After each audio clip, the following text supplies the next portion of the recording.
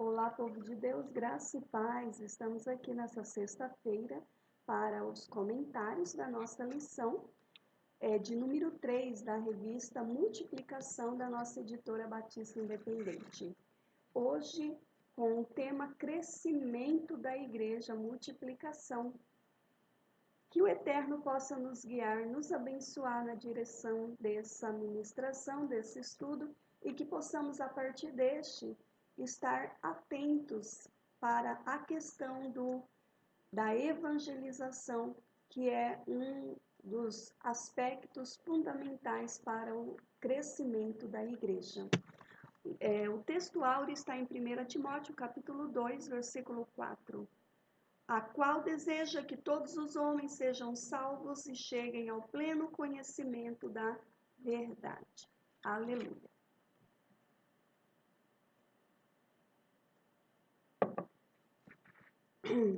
Eu estou um pouco afônica, mas vamos na nossa lição de hoje. Texto bíblico inspirativo nós vamos encontrar lá em Lucas, capítulo 15, versículo 3 a 7, 1 Pedro 2, 9 a 10. Eu vou estar lendo esse texto bem pausadamente, que a minha voz hoje não está muito boa. Então lhes propôs Jesus esta parábola. Qual dentre vós é o homem que, possuindo 100 ovelhas e perdendo uma delas, não deixa no deserto as 99 e vai em busca da que se perdeu, até encontrá-las? Achando-a, ponha-na sobre os ombros, cheio de júbilo, e indo para casa, reúne os amigos e vizinhos, dizendo-lhe: Alegrai-vos comigo, porque já achei a minha ovelha perdida. Digo-vos que assim haverá maior júbilo no céu por um pecador que se arrepende do que por 99 justos que não necessitam de arrependimento. 1 Pedro 2, 9 e 10 agora. Porém, vós sois a raça eleita, sacerdócio real, nação santa, povo de propriedade exclusiva de Deus, a fim de proclamardes as virtudes daquele que vos chamou das trevas para a sua maravilhosa luz. Vós, sim, que antes não erais povo, mas agora sois povo de Deus, que não tinhais alcançado misericórdia, mas agora alcançaste misericórdia. Aleluia. Veja só, qual o valor da sua alma? Você já parou para pensar a respeito disso? Qual o valor da sua alma? Esse valor, aos olhos do Senhor, são incalculáveis. Esse valor, as nossas questões humanas, jamais poderíamos pagar esse trajeto que o Senhor faz, que estávamos destinados ao inferno. Então, Ele nos dá o direito de agora vir para a maravilhosa luz e agora ter uma nova vida em Cristo Jesus. Esse valor é incalculável, o valor da salvação, o valor da alma humana, porque o Filho do Homem veio buscar e salvar o que havia sido perdido. Lucas 19, 10. Esse foi o objetivo do nosso Senhor Jesus ao descer aqui na terra. Olhando, não havia um justo sequer, então o nosso Deus Todo-Poderoso, Ele envia seu Filho para nos resgatar, para nos salvar.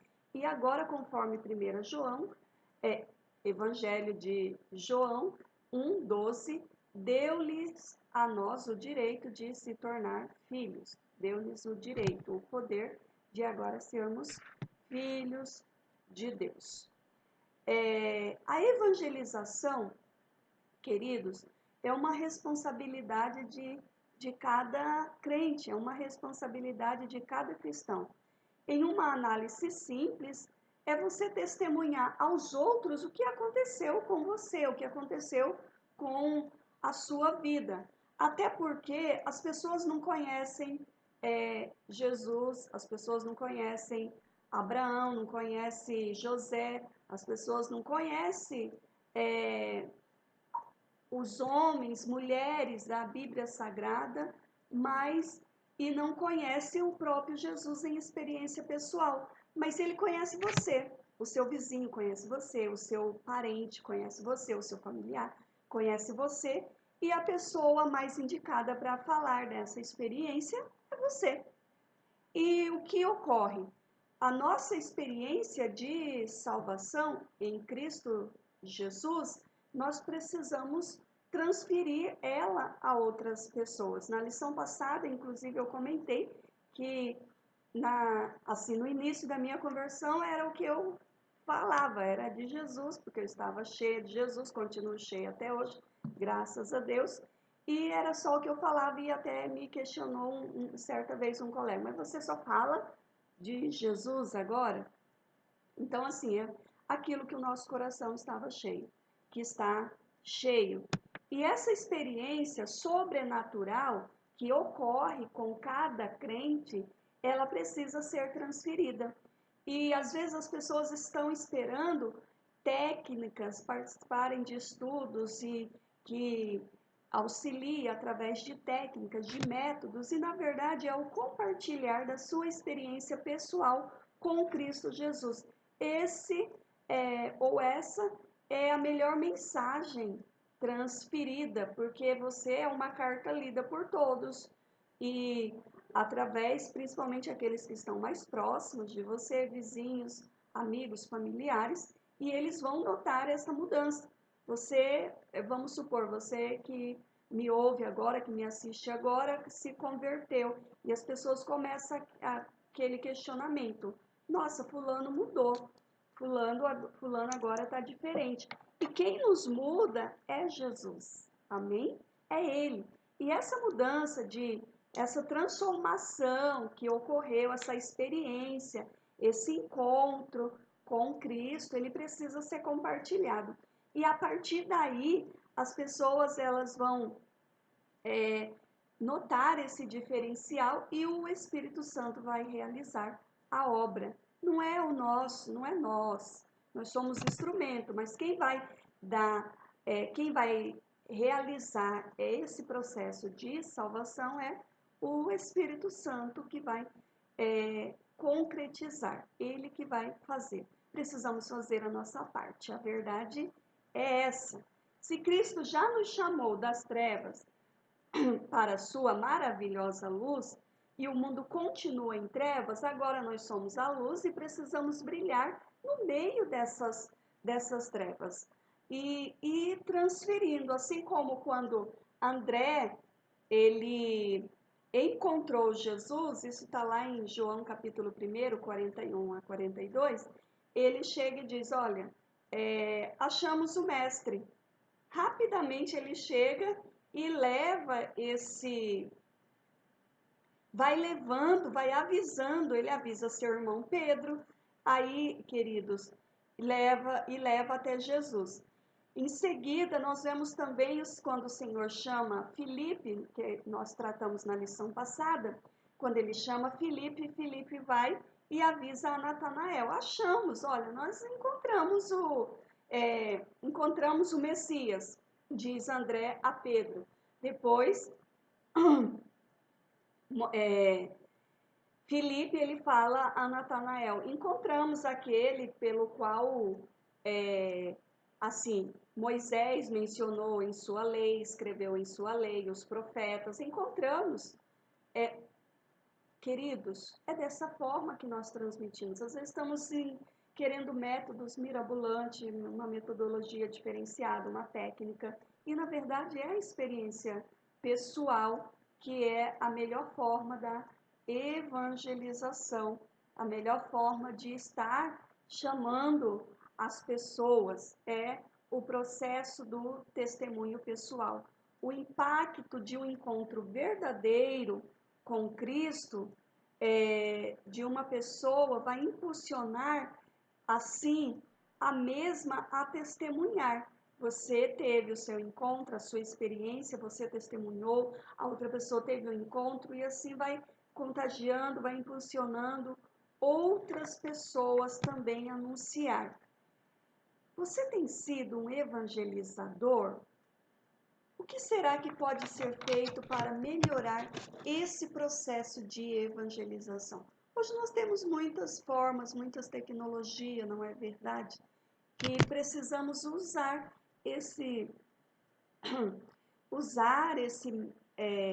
esses mecanismos que nós encontramos para transferir o nosso próprio testemunho pessoal. Evangelização, um confronto direto com as trevas. Se nós pensarmos que é muito fácil esse processo, queridos, que o inimigo não vai mexer, tá tudo certo, não haverá nenhum empecilho, nenhum impedimento. Na verdade, há uma batalha travada no mundo espiritual e tentando impedir esse processo. Por isso, surge a questão, a pessoa fica com vergonha, fica com medo, mas o Espírito Santo não vem, nos impulsiona, mas a nossa natureza humana, queridos, ela continua em nós, o velho homem continua em nós, nós precisamos lutar contra ele nesse processo diário. O inimigo, ele usa de astúcia, procurando cegar o entendimento daquele que vai ouvir a sua mensagem, 2 Coríntios 4:4, não vou ler todos os textos, e ele vai tentar roubar a semente que você lançar. João 10:10, o inimigo veio para matar, roubar e destruir, então ele vai tentar também roubar, vai tentar destruir essas vidas. Ele, na verdade, ele é feroz, ele vai procurar nos atingir. Ele é mentiroso, ele é o pai da mentira. Ele vai tentar confundir, vai tentar, assim, desviar este homem da verdade. Queridos, ele procura escravizar vidas através de espíritos imundos. Lucas 8:27, 11:24, 26, aqueles pessoas endemoniadas. Ele é o tentador, vai estar sempre tentando, desejando desviar o homem das coisas de Deus, das coisas santas, através das suas tentações, apresentando coisas magníficas ao olhar do homem, para que possa ter, possuir, usufruir, e assim sucessivamente seduzir a situação do mundo em trevas. O mundo jaz do maligno, 1 João 5:19. Ou seja, ele está debaixo do poder do diabo. O mundo, ele não conhece a Deus, ele não conhece a Deus. Os homens crucificaram a Jesus e o rejeitaram, assim, porque não conhecia a Jesus, não conhecia a Deus. Hoje a história se repete. O mundo está sendo dominado por forças espirituais do mal. Efésios 6:11-12. Essas forças oprimem o ser humano, enganam, afastam o homem de Deus. E é interessante, na oportunidade, leia, queridos, o livro do profeta Amós, onde a mensagem dele é atraindo, é chamando, olha, voltem-se a Deus, voltem ao Senhor. Então, assim, o mundo está dominado pelas forças espirituais e esse ser humano está dominado pelas forças das trevas e precisa-se que você que está na maravilhosa luz apresente essa luz para esse ser humano, para esta pessoa que está aí próxima de você, seu amigo, seu familiar, seu filho que não conhece a palavra, seu esposo. E às vezes não é do falar, não é o muito falar, é o seu testemunho pessoal. Agora você é diferente, conhece a Cristo Jesus. O mundo que sofreu o juízo do dilúvio está sendo, assim, entesourado para o fogo, está sendo encaminhado para o próximo juízo. O texto mostra lá de 2 Pedro, capítulo 3, 5 a 7, isso. Os ímpios são os moradores deste mundo. Queridos, o que você está fazendo para trazer essas pessoas para a maravilhosa luz? Nós precisamos nos posicionar. A manifestação e vitória, queridos, está em quem? Em Jesus Cristo. O Verbo de Deus se fez carne e habitou entre nós. João 1,14. Assim, encarnado com o propósito divino. Que propósito? A redenção. Este homem que estava afastado de Deus, que estava longe de Deus, agora, através do Verbo encarnado, tem a oportunidade de redenção, de ser redimido, queridos, por Cristo Jesus, que é o único meio de chegar até Deus, que é o único mediador entre Deus e o homem. 1 Timóteo 2,5. O Senhor Jesus, ele manifestou para destruir as obras do diabo. 1 João 3,8, perdão. Ele manifestou para destruir as obras do diabo. Não precisa ficar amedrontado, porque o Deus a quem servimos, ele tem todo o poder para destronar, destituir o inimigo de nossas almas. O Senhor Jesus manifestou para isso. E a sua ressurreição, 1 Coríntios 15, 20 a 26,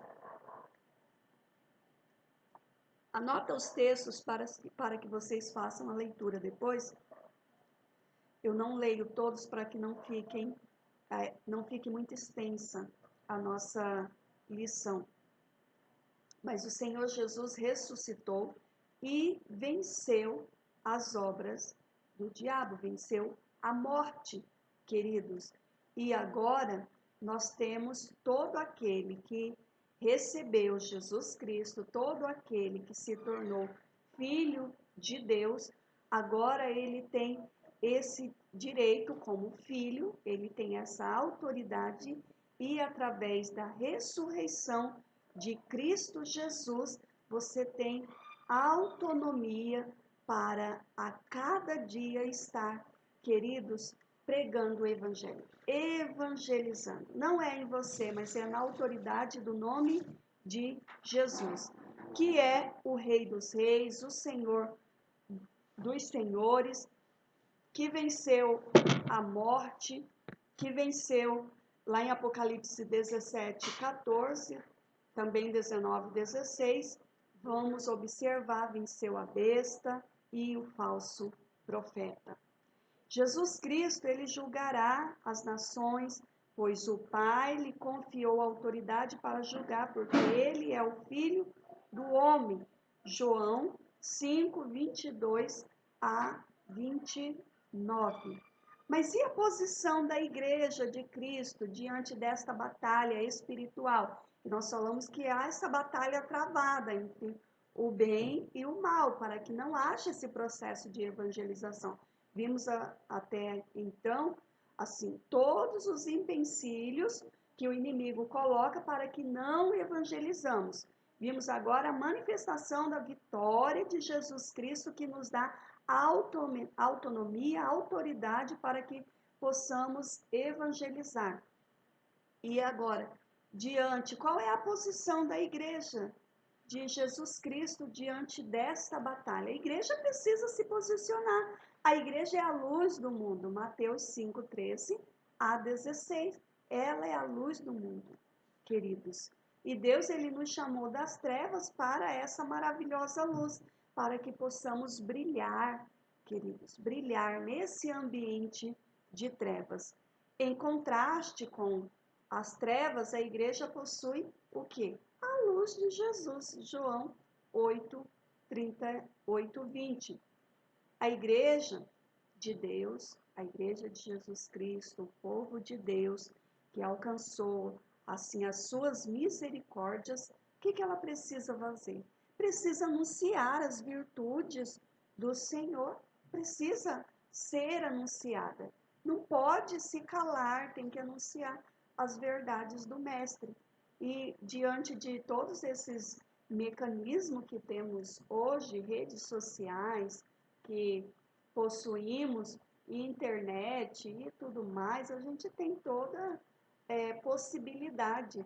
Os discípulos, queridos, eles, assim, mesmo não tendo os cristãos do primeiro século, os discípulos, eles mesmo não tendo todos esses mecanismos que temos hoje, anunciavam. Os nossos irmãos e irmãs do passado, queridos, anunciavam, mesmo não tendo. E hoje, tendo toda essa possibilidade, todos esses apetrechos, e ainda não anuncia o Evangelho. Precisamos sair da zona de conforto, fazer a nossa parte. A igreja que conhece, que possui o amor de Deus, queridos, ela precisa fazer, porque é através deste amor que ela mostra uma verdadeira seguidora de Cristo, um verdadeiro seguidor de Cristo. É através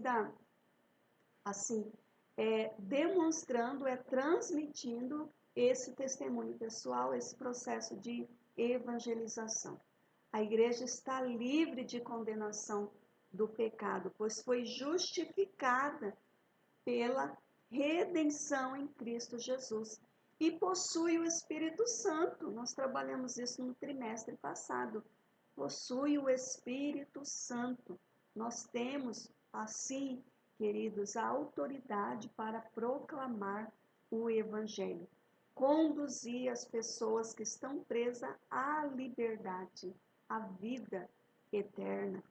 A igreja foi chamada em Jesus Cristo as boas obras, Efésios 2:10. E isso é o quê? A marca da presença na sociedade através de seus atos de justiça. A igreja, ela é mais que vencedora. E você, como parte do corpo de Cristo, você não pode se calar. Por isso mesmo, em fase de lutas espirituais, ela não desanima. Antes, gloria-se também nas tribulações. Romanos 5:3. Nas tribulações. Quando eu li esse texto pela primeira vez, eu caí em um estado de riso profundo, porque eu não compreendia como Paulo conseguia se alegrar na adversidade, na tribulação. Eu precisei, queridos, fazer uma exegese do texto, eu precisei estudar profundamente aquele texto para me compreender, porque eu não compreendia esse contentamento do apóstolo Paulo em relação como ele se alegrava. Porque, queridos, como que ocorre? Nós precisamos ter prazer em servir a Cristo Jesus. Aquele que recebeu Cristo verdadeiramente em seu coração, mesmo em sofrimento, mesmo em luta, mesmo em tribulação, ele se alegra em Cristo Jesus. Ele não desanima. Não podemos nos desanimar em pregar o Evangelho, em estar, queridos, em constante ação. Não podemos nos desanimar. Esse contentamento dele veio pelo fato de que ele entendia que a alegria, o prazer não estava nas coisas desta vida, mas estava em Deus. E sabendo que nós estamos aqui somente como transeuntes nesta terra, como forasteiros nesta terra, estamos de passagem, que um dia a nossa verdadeira vida, nossa vida plena, nossa vida mesmo de gozo, vigor, está, queridos, com Cristo Jesus. Então, nós precisamos desfrutar, estar nesta terra, consciente, amém? De que precisamos pregar o Evangelho de Cristo. Se nós recebemos, precisamos transmitir. A igreja possui a armadura de Deus, Efésios 6, 10 a 20. O capacete da salvação, a sandália, queridos, da preparação do Evangelho, o escudo da fé. Mas o inimigo fica maquinando na minha mente, o inimigo fica trabalhando. O capacete da salvação sobre a nossa cabeça. Cristo, querido, já nos libertou. Ele sempre, é o papel dele. Essa batalha espiritual, esse confronto direto com as trevas, nós sempre teremos, mas a igreja precisa se posicionar.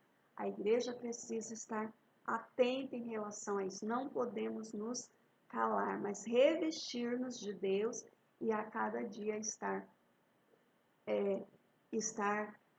prontos para pregar o Evangelho. Você está consciente de que dispor-se a esse processo de evangelização é travar uma batalha espiritual?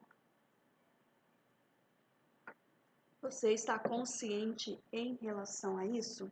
Mas também não podemos, olha, a partir de que eu entendi isso, que há essa batalha espiritual, isso não é para mim, não quero mais.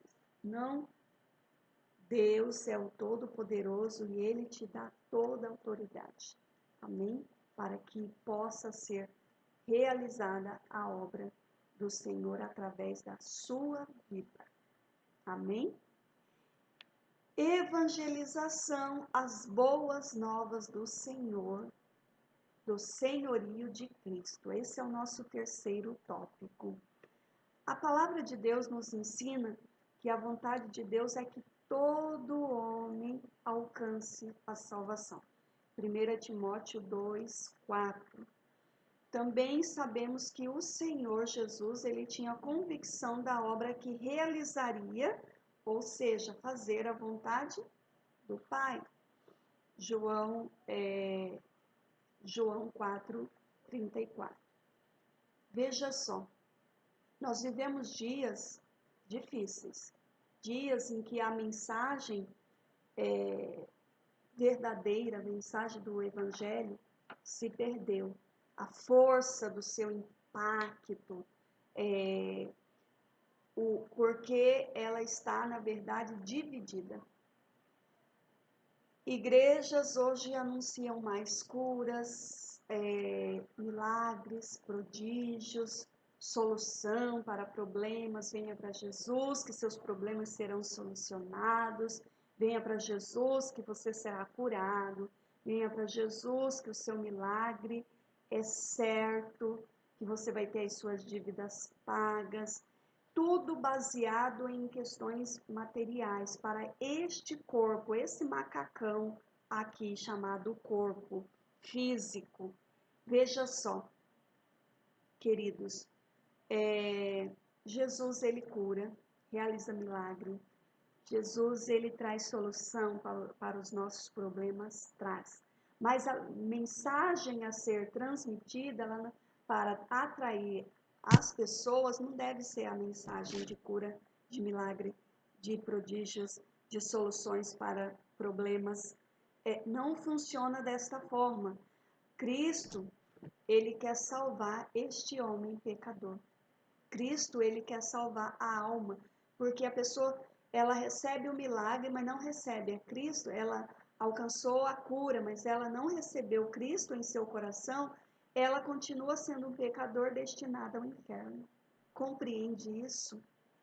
Compreende que Cristo, ele quer primeiramente salvar a nossa alma. Não estou dizendo que ele não cura, mas ele continua curando, continua realizando milagre, continua prontos a realizar, queridos, a trazer soluções para os nossos problemas. Mas ele não morreu na cruz para isso. Ele morreu para nos salvar.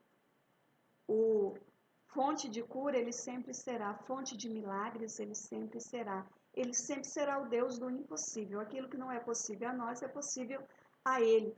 Mas é de interesse de Deus salvar a alma perdida, salvar esse pecador. As boas notícias da salvação, infelizmente, têm sido perdida. E hoje, queridos, a mensagem da salvação pouco tem sido anunciada, propagada.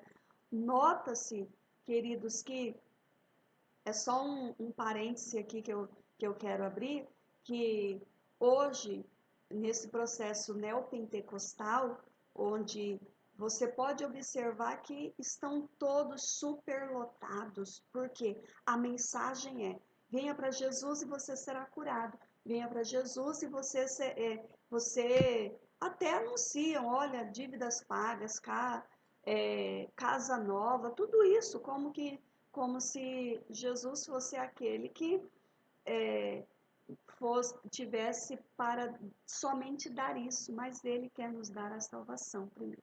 Não que ele não faça. Eu sou milagre de Deus, milagre do Senhor. E ao longo de toda a minha conversão, quantos milagres ele já realizou na minha vida. Primeiro que eu não podia gerar filhos e hoje eu tenho 2. Para quem não tinha um, hoje tem 2. Então, assim, um grande milagre do Senhor sobre a minha vida. Nós, assim, não tínhamos casa própria, morei tantos anos de aluguel, o Senhor nos deu. Então, assim, nos deu essa oportunidade de ter, de possuir, é Ele. Então, assim, a questão é, quando você está em Cristo Jesus, as bênçãos vão te seguir, vão te acompanhar. Deuteronômio 28. Elas vão te seguir. Você não precisa correr. Eu vou na igreja tal porque lá realiza milagre. Eu vou em tal porque lá é específico para cura. Certa vez eu vi uma placa determinando assim, ó, segunda-feira do milagre, ia lá que ia receber o milagre, terça-feira disso, terça-feira das dívidas pagas e assim sucessivamente. Veja bem, queridos, as boas novas de salvação, infelizmente, ela tem se perdido, mas nós temos esse compromisso, precisamos ter esse compromisso. Você que recebe as boas novas do Senhor, precisa ter esse compromisso, essa submissão, essa obediência de realizar, de transferir, querido, aquele que nos salva. Precisamos nos render a Ele. Se Jesus é exclusivamente nosso Salvador e exclusivamente nosso Salvador e não tem domínio sobre nós, então nós perecemos. E evangelizar será um desperdício de tempo. Mas o evangelho completo é pregar a salvação. Amém? É pregar a salvação pelas obras, pela fé. E o viver sob o quê? O senhorio de Cristo. Por isso, hoje, queridos, nesse período difícil que nós estamos enfrentando, nós estamos vendo tantos cristãos, tantos cristãos, né? Vamos dizer crente, porque crente até o diabo que estão assim, com a sua fé balanceada, porque não estavam enraizados em Cristo Jesus. Se houve ou não houve salvação, não sou eu que vou fazer esse processo de julgamento, não cabe a mim. Mas o que observo é quantos cristãos com a sua fé abalada, hoje, quantos crentes com a fé abalada em relação à situação enfrentada pelo mundo. Queridos, então não está lendo a Bíblia Sagrada, então não está nesse contato com Cristo, mas entenda, a salvação é pela fé, não é pelas obras, para que ninguém se glorie. Amém? Considerando este fato, é que certamente disse o Senhor Jesus, lá em Mateus capítulo 7, 21 a 23. Eu vou ler aqui o texto. Nem todo que me diz Senhor, Senhor, entrará no reino dos céus, mas aquele que faz o quê? A vontade de meu Pai que está nos céus. Então, à medida que conhecemos a Cristo, que deixamos que Ele entre em nosso coração, nós precisamos ter uma vida de obediência, seguir a Ele, obedecer a Sua palavra, o seu mandamento. Porque não cabe, não tem essa questão. Converteu e continua na vida de pecado. Não funciona assim. Tem esse processo de que o Espírito Santo faz de transformação, de regeneração. E isso é algo que ocorre de forma natural, não é também imposto, mas é Ele que realiza em nós. E é claro que precisamos dar esse espaço, precisamos ser obedientes, precisamos nos dispor, precisamos estar atentos. Enfim, o segredo da evangelização é viver o que anunciamos.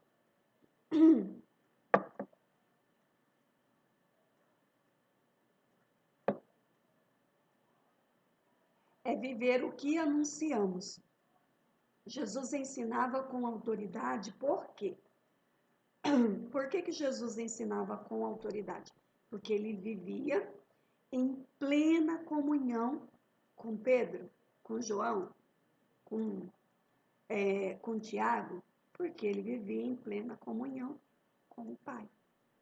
Com o Pai. Nós precisamos viver em comunhão com o nosso Pai eterno. Precisamos estar em comunhão com Ele, porque é Ele que nutre em nós vida, vigor, e à medida que nós estamos em contato com Ele, nós vamos tendo o quê, queridos? Nós vamos tendo esse despreendimento das coisas dessa vida, desta terra, e nós vamos estar ligados a Ele. Por que as pessoas estão tão perdidas ultimamente? Porque estão ligadas nas coisas desta terra. Casa, carro, bens materiais e tudo mais, dinheiro, e a preocupação é essa. Mas nós precisamos estar ligados com o Pai. É Ele que gera vida em nós. É o Pai que nos dá autoridade, é o Pai que nos dá força, é o Pai que nos dá, queridos, vigor para prosseguir. Amém? É o Pai. Quando nós confessamos a salvação, estamos confessando o senhorio de Cristo. Romanos 10, 9 e 10. Estamos confessando o senhorio de Cristo. Então, os sinais, eles serão o quê? Consequência, eles vão nos acompanhar. Não precisa você ficar correndo atrás de bênção, não. Atrás de sinais. Lá a cura, lá eu vou receber o milagre, lá eu vou receber uma bênção. Não, queridos. Esteja ligados com o Pai e a bênção vai acompanhar você a todos os lugares. Se você estiver no campo, Romanos não, Deuteronômio 28, você está lá no campo, eu moro lá na chácara, eu moro na fazenda, ela vai te acompanhar lá. Eu moro na cidade, ela vai te acompanhar na cidade. Onde você estiver, a sua entrada, a sua saída será abençoada. Onde você colocar a planta dos pés, você será um agente abençoador. O que você prefere? Ficar correndo atrás de bênção? Vou viajar lá para... como que é o nome da cidade? Aparecida? Eu acho que é. Vou viajar lá para tal cidade porque lá eu vou alcançar. Lá é a cidade do milagre. Lá acontece. Vou fazer isso e aquilo. Eu vou lá naquela igreja que tem.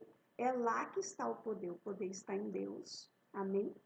Nenhuma igreja, nenhuma pessoa, é detector ou detentor do poder de Deus. Você aí que está me assistindo, se você tem esse contato direto com o Pai, você tem, queridos, assim, este milagre vai alcançar você. Mas eu preciso disso, eu acho que eu vou lá em tal lugar. Olha, essa questão de correr atrás de bênção, correr atrás de milagre, queridos, você tem que correr atrás de Jesus. Amém? Tem que estar ligado ao Pai. Tem que estar em constante ligação com o Pai. E os sinais, é o próprio Jesus que disse isso. Acompanharão. É os sinais que vão te acompanhar. Não é você que tem que correr atrás dos sinais, as manifestações dos dons espirituais. Tem que sair correndo atrás. Eles vão vir até você. Você crê nisso? Você acredita? Você crê nisso? Basta você estar em ligação com o Pai. E eu fico em ligação com, pastora?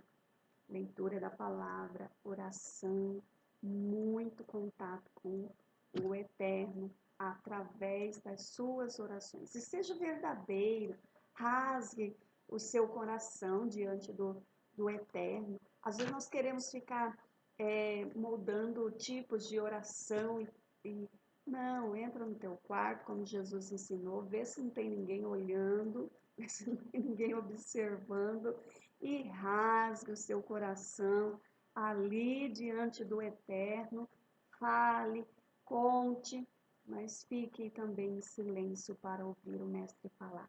Leia a Bíblia em voz alta para que para que ela possa penetrar na sua alma. Isso é um hábito meu desde muito cedo. Eu me converti ao Evangelho com 11 anos de idade. Estou com 40 anos de idade.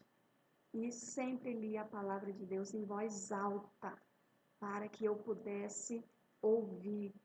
A partir do momento que a pastora da igreja que eu me converti, ela falou, olha, leia em voz alta. Eu peguei aquilo para mim, até porque a fé vem pelo ouvir e ouvir a palavra de Deus. Então, leia em voz alta, principalmente agora que nós não temos como estar, queridos, congregando. Leia a palavra em voz alta, com autoridade e, queridos, contra a palavra não tem inimigo que não seja de você. Amém? O próprio Jesus, Mateus capítulo 4, venceu o inimigo com a palavra de Deus. Já estamos finalizando, mas queremos deixar aqui uma mensagem do pregador Spurgeon, que ele diz assim, em seu livro Conquistador de Almas: ganhar almas para Jesus é a ocupação principal de um ministro de Deus. Aliás, de todo crente sincero. Que Deus nos ajude, que Deus nos capacite, que Deus nos dê estratégia, que Deus nos dê, queridos, força nesta caminhada da evangelização. Não importa se você não é um pastor, um presbítero, uma pastora, uma evangelista, um evangelista, você pode evangelizar. Você pode anunciar as boas novas de salvação. E eu digo a você, não comece falando do milagre, mas fale de Jesus. Fale daquilo que ele realizou na sua vida. Olha, eu era assim e hoje sou assim porque Cristo me transformou, porque Cristo me libertou. A maior mensagem, queridos, a ser pregada é aquela vivida por você, a experiência vivida por você. É aquilo que você experimentou através de Cristo Jesus. Essa é a melhor mensagem a ser transmitida. Só relembrando, seu vizinho pode não conhecer Jesus, mas conhece você. E a mensagem de Jesus está em você. O seu amigo, o seu parente pode não conhecer Jesus, mas ele conhece você e sabe quem você era e como você é hoje quando conheceu Jesus. Amém? Que o Eterno nos guie. Pai querido, neste momento nós oramos, pedindo que o Senhor nos guie, nos direcione. Ajuda-nos, ó Deus, a cada dia nesse processo de evangelização.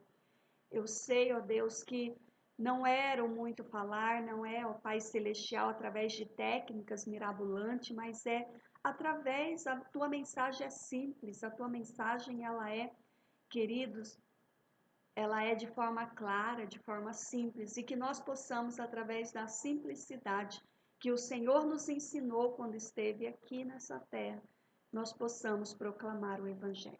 Que o Senhor, ó Deus, possa capacitar cada crente, ó Deus, espalhado, cada um que nos ouve, que nos assiste neste momento, que possa, ó Deus, estar atento à proclamação do Evangelho, que é, ó Deus, não só um dever, mas também um direito nosso, e que possamos fazer isso não com fardo, como fardo, mas com prazer, ó Deus, em anunciar a tua palavra.